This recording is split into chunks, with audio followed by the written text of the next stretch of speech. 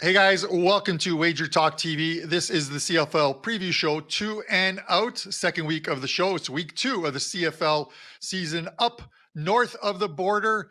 We got off to a great show, great week one show with our insider Rob Braley and Andrew McInnis breaking down both the market mover and his extra point, which got there, the best bet on the show. Ottawa and Montreal going under the total. That was an easy one. Let's bring Andrew in. Andrew, pretty good week one for you in the CFL. Give me your thoughts overall on the quality of play and what you saw out there.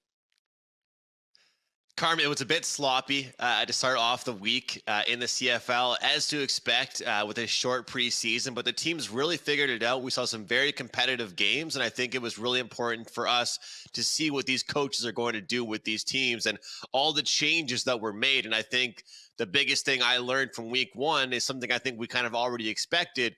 The teams that had plenty of change, a lot of turnover with the rosters, turnover with coaching staff, those teams struggled early in games, and I'm sure Rob Braley will agree with me on that one.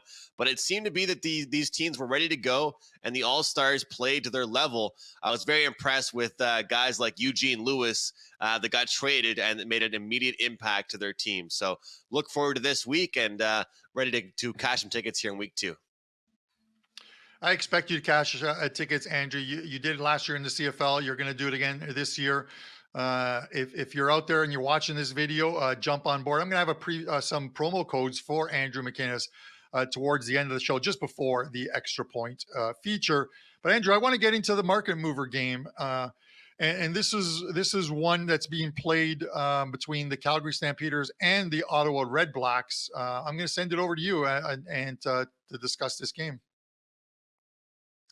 Well, Carm, look, I mean, you look at the total in this one, it opened up very, very low. I was talking with Rob about this as well. You do not see CFL totals in the 42s or 43s, but I do expect this number to actually go down again. It was 42 and a half, then 42, went back up to 43 and a half.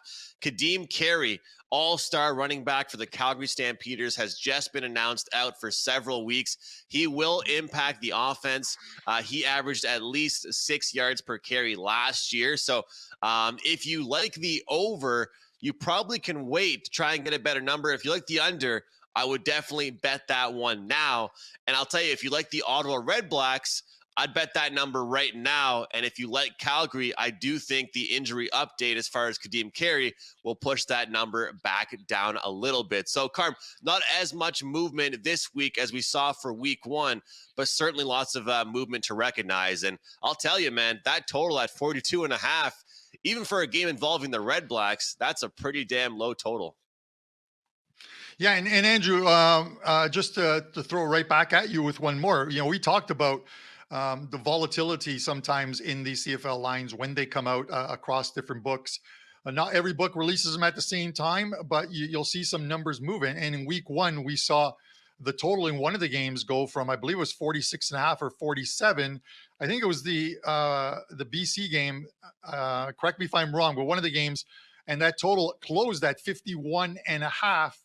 And then there were games and it stayed under the total. So the move was wrong, obviously, in that one. And another one where the move was wrong was with the Edmonton Edmonton Elks, not the Eskimos. Apologies on that one.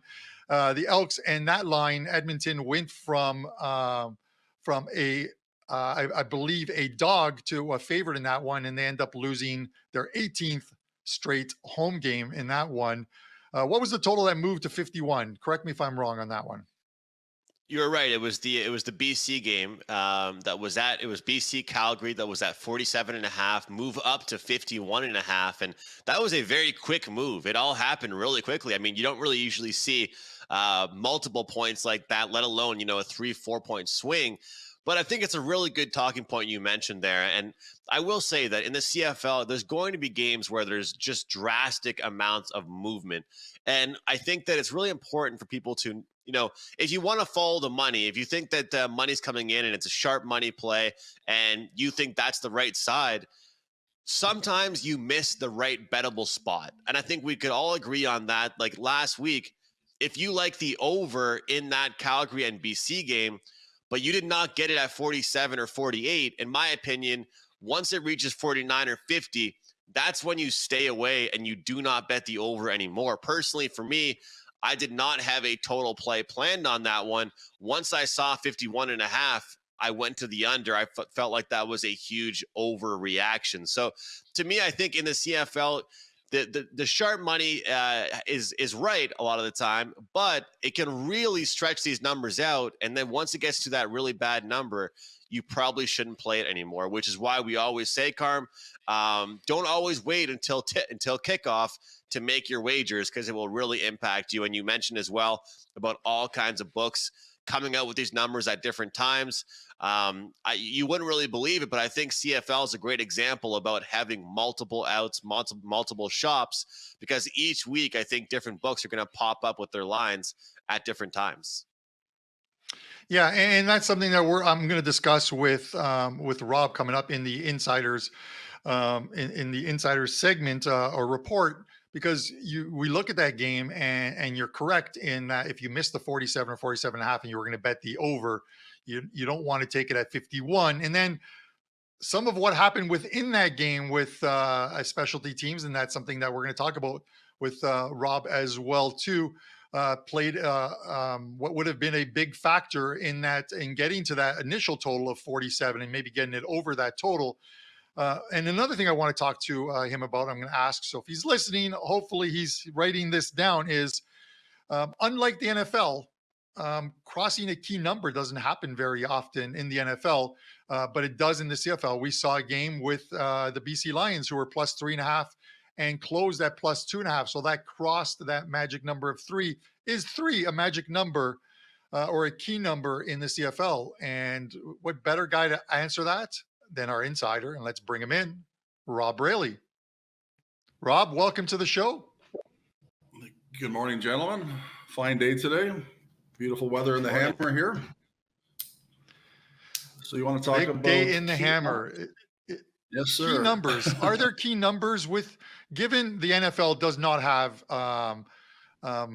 missed field goal points awarded, where you kick it through the end zone, you miss a field goal, you still get a point. That happens in the CFL. I believe it's called a rouge, if I stand corrected. I think it's a rouge. But does that factor, obviously, like does that remove the actual phrase key numbers because of that? No, I actually think it makes them more important. I think it puts a bigger onus on 3s and 6s and 7s with so many different ways to get a point and get take a 7 to an 8, like an extra point lead. There was a number of rouges on the weekend that made a big difference. There was 2 in BC Calgary game. BC kicked a kickoff after 2 penalties from Calgary and got a single point after scoring 7 points.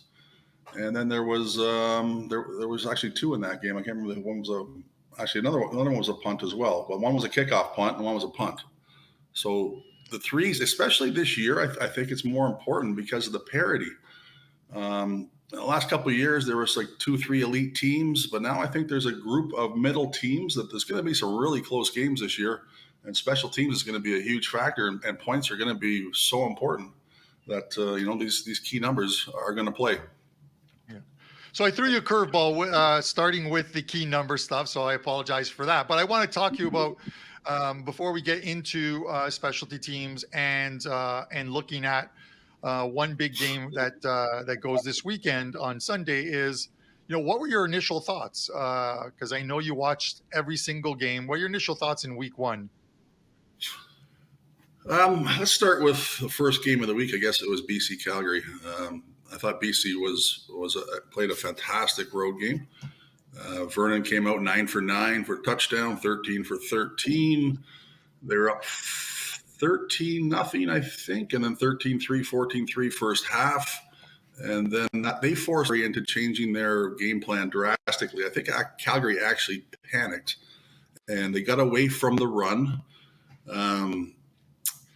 Carey was ripping off 6 yards of play. I think he only saw 2 yards in the game, but he got hurt. But before he got hurt, I think he had 7 carries for 42.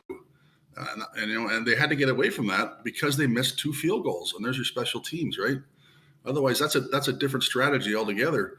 BC defense was fantastic. Matt Betts, he spent the day in the backfield of Calgary's. Gary Peters, TJ Lee probably had the bonehead lateral of the year. Won that interception. And Phillips called a great game. Jake Mayer was very pedestrian, threw 19 of 35, 160. Really nothing there. One touchdown, one interception. They mounted a little bit of a comeback at the end, but a little bit too little too late, I guess, is the story there. The nice find or get, I think BC really stood out to me, that they picked up Taquan Mizell, 8 touches for 82 yards out of Virginia. And I think a difference maker in that game. Now that Carey is out for a few weeks, we're going to see what happens there. But I think they really bounced back this week against Ottawa. I can't see them losing that game. Hamilton go ahead. So in going back to that, and then I think Andrew wants to jump in, but in going back to that BC game you talked about, and we're talking about special teams, it looks like 2 missed field goals and, of course, a failed 2-point conversion. That's 8 points left on the table there. But the 2 missed field goals are obviously, with both of them coming in the first half, is an important thing. 6 points. The game lands on 40. And like you said, with BC getting out to that early lead, it took Calgary out of their game plan. Talk to me about specialty teams, because I thought Calgary was better than this. They are better than that. If you look at the total, it ended up only at 40 points. There was a potential for 25 special team points in that game. That would have put it right up to the original over-under number. Calgary is not that bad. I think, like I said, they panicked on offense. They got behind at home. They pressed. They made a comeback in the second half. They are better than what they looked on paper. That's for sure. I agree. All right. Andrew, anything you want to add to this, at least as far as specialty teams or this game in specific? Well, Rob, I just want to ask you really just about the change you saw from, first half to second half. So you and I were talking during the games and, just really thinking about the coaching adjustments. When you're handicapping these games and you're looking at that, and I'm not sure how much of a live bettor you are, but how much of it is knowing the coaches and what they're able to do on the fly? Because I noticed that some teams were able to make quick adjustments. Like I thought the Hamilton was a much better team in the second half, although Winnipeg might have been playing a lot of prevent and just playing, allowing them to make way. But what did you think about some of the coaching adjustments and how the coaches perform for their teams? Is there a game in specific you want me to talk about, or I thought Saskatchewan made a fantastic adjustment at the second half. They were getting to the quarterback early. They made him uncomfortable in the second half. They went back to just rushing 4, and they were getting pressure. Anytime you can drop 8 guys into the secondary like they did all day, Cornelius, he couldn't find a seam anywhere. He was done. So that was a great adjustment by Saskatchewan, just dropping 8 guys and make Cornelius beat you, and he couldn't do it. There was some terrible coaching calls. McAdoo is Steve McAdoo, the offensive coordinator for Edmonton. I'm just wondering, scratching my head, run on first down, give your quarterback 2nd and 10, 11, get down to the 1 yard line and call the same play 3 times in a row when your offensive line is getting blown up by their defensive line. I spent many years watching Wally Buono coach football, and he would have spread that defensive out and got some seams. And you hit your best player. You got Eugene Lewis standing there doing nothing. Come on, it was bizarre to me. I miss Wally Buono that you mentioned. It's a name from the past, and I think Andrew felt the same way. I was watching that game, and you figure once they get down to the 1 yard line in the CFL, you very rarely don't come away with a touchdown when you've got it down first and goal at the 1 yard line. And 3 plays, they couldn't crack it. And I don't even think they were close to cracking them, Andrew. And this is why they've now lost 18 straight home games. It is frustrating from that. I was on the wrong. Go ahead. I think Andrew and I were both on the wrong side of that one. Yeah. I mean, when people, it's one of the ones. When you tell somebody you're betting on a team that hasn't won a home game in that many years, I guess that's the karma. I mean, I guess that's what happens to you when you're trying to go against a streak like that. But overall, Rob, coming into week 2, we always say that week 2 in football, whether it's college, NFL, CFL, whatever it might be, is overreaction week. So I wanted to ask you, I know I'm kind of giving this to you on the fly here, but I wanted to ask you which teams that you think, the results were really true to who they are, and which teams that you think are a lot better or worse than what they showed. And for me, my team would be Calgary, despite that injury to Carey. I know you mentioned Calgary as well. They're a team that sticks out to me that despite how they played, I think BC just played well on defense, and I think Calgary can right some of their wrongs. But were there any teams that played poorly you think are better, or played pretty well you think are a lot worse? Well, Hamilton was awful. There's no ifs, ands, but that game was over in the first quarter. And the final score, there was no indication of how that game went. But I don't think Hamilton's that bad. They still got a lot of talent. They still got a lot of moving parts and moving pieces. We'll see how it goes in the next 3-4 weeks. But I'm not expecting them to correct that in 1 week. I can see Toronto beating them this week. I can see, they're going to put on a better performance. Toronto's defense is not Winnipeg's defense. They have secondary issues. They just got their best defensive back just got cut by Atlanta. I can't remember his name offhand. Jamal Peters. The last time Jamal Peters played the Tiger Cats, he had a hat trick. He had 3 interceptions, so that's going to help a little bit. But you're right. Calgary, in my mind, they looked flat. They are a talented football team. They do got lots of weapons. They do have a good defense. They are able to run the ball. And even without Carey, I think they're going to have success running the ball against Ottawa. So, Rob, let me ask you this, because you mentioned, obviously, Hamilton, you mentioned Toronto. You and I are probably going to have to bet on this one because the line is so low. I'm an Argos fan. You're a Ticat fan. You live in the Hammer. Let's talk about this game. This one goes Sunday at 7 p.m. A bit of a surprise that I think you're surprised that this is actually the Sunday game, but the Argos -1.5, and that opened up a little higher. So some money has been coming in on Hamilton in this one, and the total sits at 46.5 in this one. And we talked last week about the Argos quarterback who came on in that Grey Cup and led them to a victory in the Grey Cup. And he's named the starter, but he's only had 50 pass attempts in his CFL career, and he's named the starter. Talk to me about this game and Chad Kelly. Okay, first of all, Carm, this is only week 2 of our show, and you're asking me to talk about the Argos twice. This is like the Prez talking about the 2 weeks in a row. Yes, just I got to do it. Anyway, yeah, the line opened at 2.5. It's down to 1.5. Totals 46.5. This is a really tough start for Hamilton. 2 road games to 2 teams that play in the Grey Cup. Rob last week. Bo Levi, he looked all out of sorts. I don't know if he watches football. His spiral is just not. It's not tight. I don't know what his spin rate is, but he threw a lot of ducks. And I think Damon Allen or somebody a long time ago told me, Rob, the older we get as a quarterback, the wider the CFL field becomes. So I think Bo Levi was playing on a 75-foot wide field. Looked like he just the throws to the sidelines were not like Vernon Adams. Vernon Adams' ball was picking up speed as it got to the sideline, and Bo Levi's were wobbling. And so there's definitely a concern there. Plus, he missed a lot of long targets.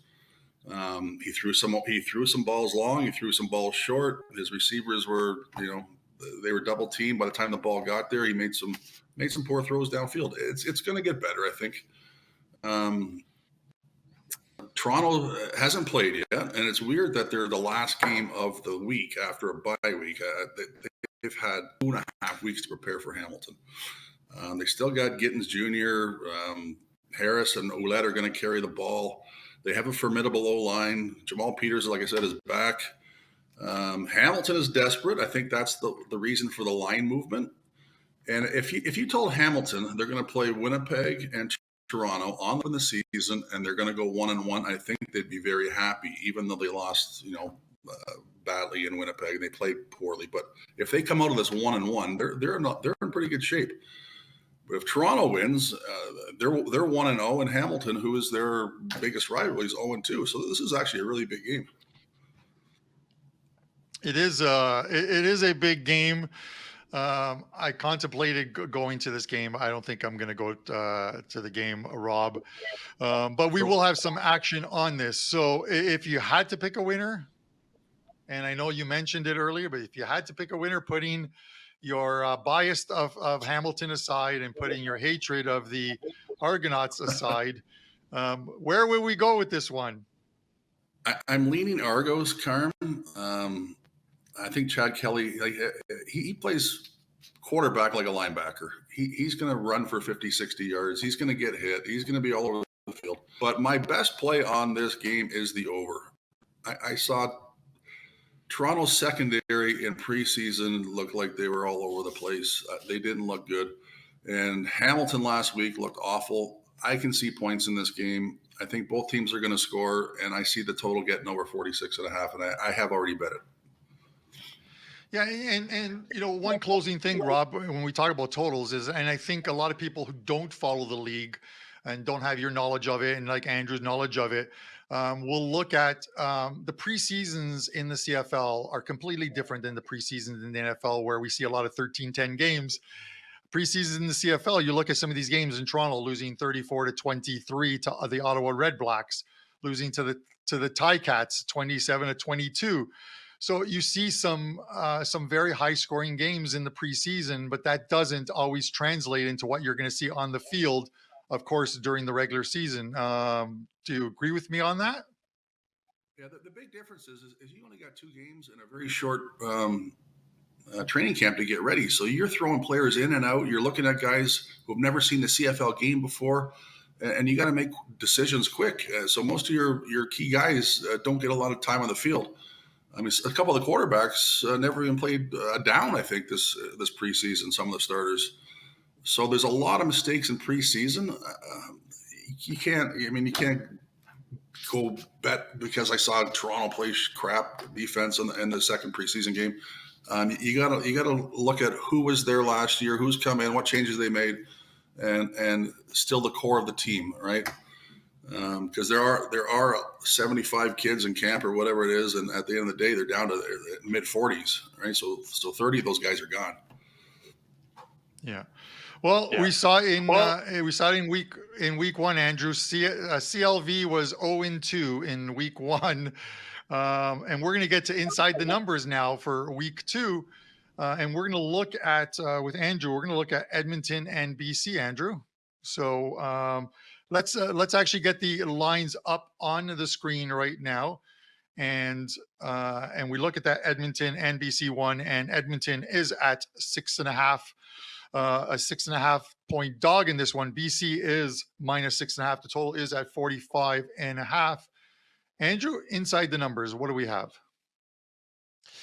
Carm, obviously we've got 2 opposite teams in this one. We have a BC team that got off to a great start, the way they started their season off, putting up big numbers. Multiple guys got touches. The ground game was there. The passing game was there. VA, Vernon Adams Jr., made some big plays.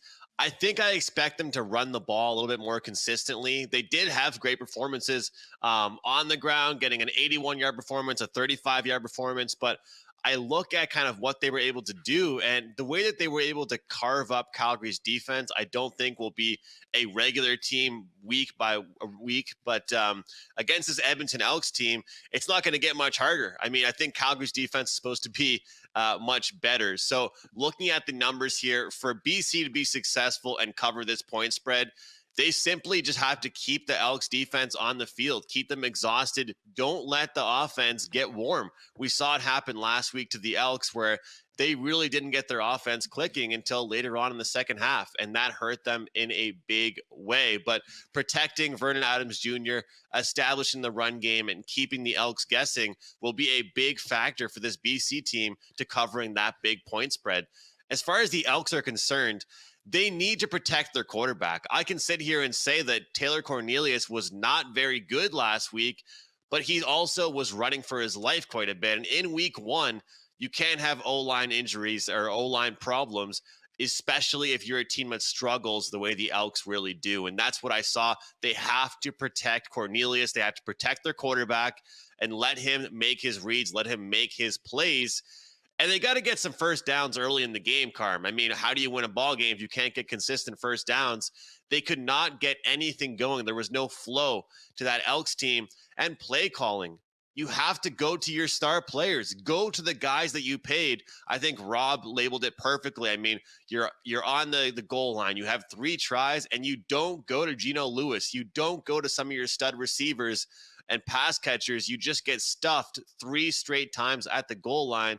The play calling has to be better as well. And if you're Edmonton, you have to take some risks. But this is a good game and an interesting game to talk about here for Inside the Numbers, because we have a BC team off a great performance, an Elks team off a not so great performance, and we can now find out which team we're overreacting to, the team that played poorly or the team that played very well.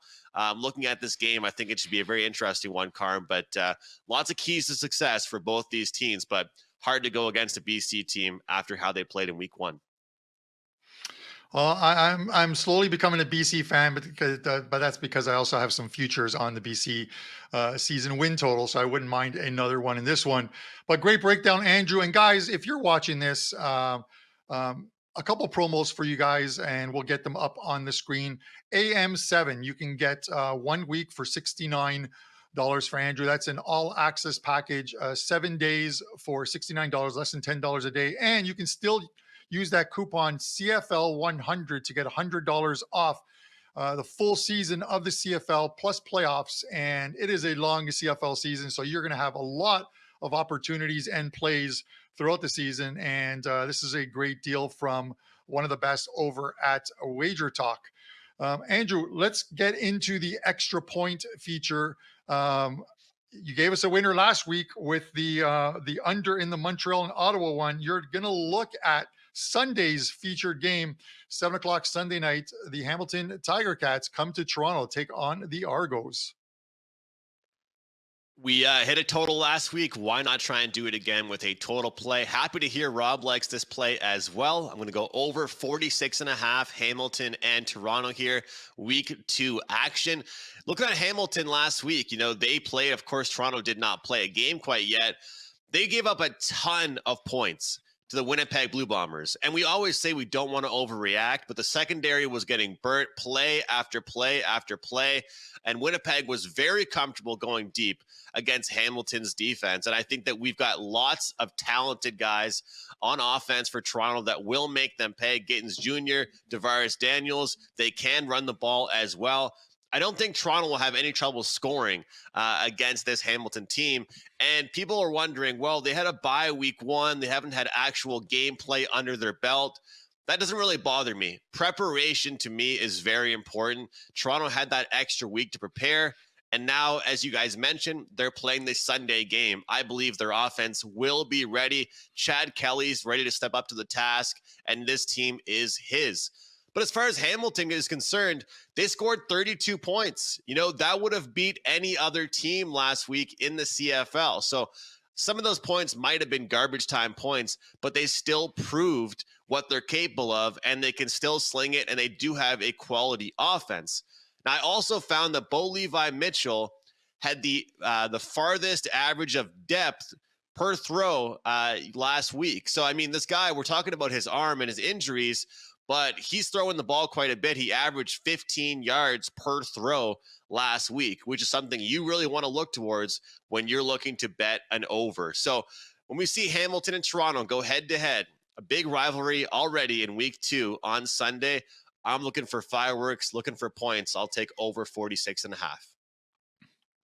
All right, there you have it. Fireworks on Sunday night. Hopefully we see them.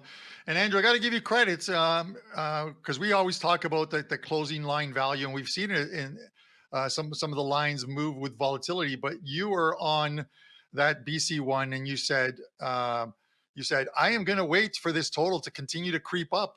People are going to continue to bet this, and it moved to 51.5, and then you gave out a play on the under to your clients. You took advantage of everyone bending one way, you went the other, ended up on the right side of it. So kudos to you for that one, guys. That wraps up the show. Hopefully we gave you a few winners on today's show. We're going to be back next week again with week 3 of the CFL season on 2 and Out. For myself, Andrew McInnis, and our insider today, Rob Braley. Thanks for tuning in, guys, and have a great betting week.